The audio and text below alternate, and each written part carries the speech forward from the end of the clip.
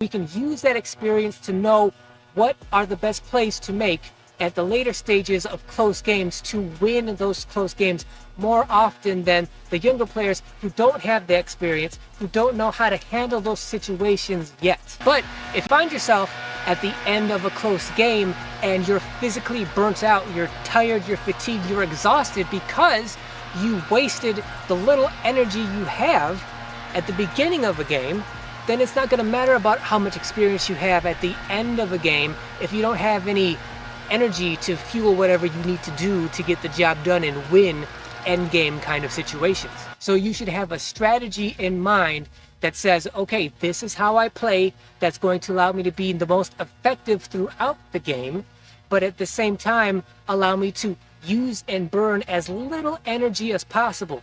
For example, a very obvious example of this is if it's the beginning of a game and there's a loose ball, you as the older player, you don't chase that loose ball. You don't run after it. I've been out here so many dozens of times with older players who they find themselves on the court with young players and they're self-conscious about being the older guy and they want to try to prove themselves to the younger players, that these strangers that don't know him.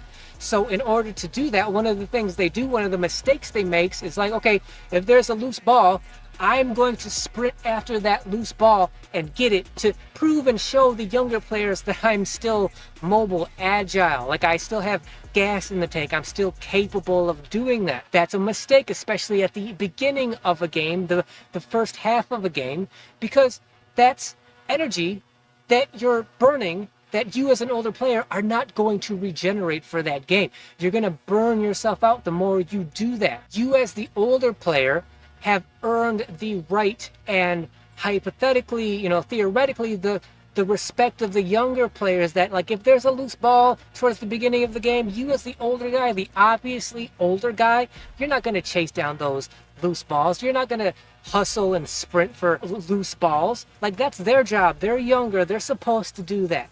It's your job, your responsibility to keep yourself in good enough shape and condition to be able to perform physically at the end of hypothetically, theoretically close games, and so you can make the right decisions and have the energy to execute those decisions in those key moments. And by execute, I'm not talking necessarily about scoring, because you're the old guy. Like, you are probably not going to be as an effective scorer as your teammates who are younger and more physically able than you are.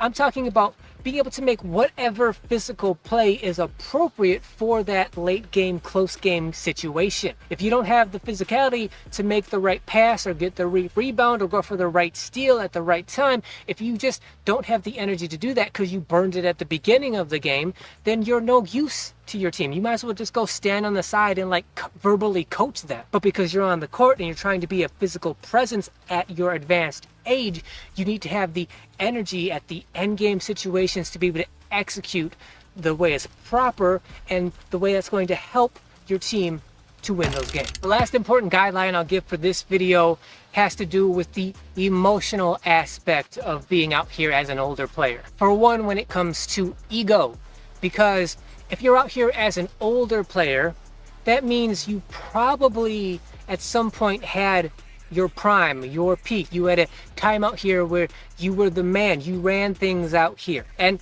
everybody loves that aspect, that time of being a basketball player. Now,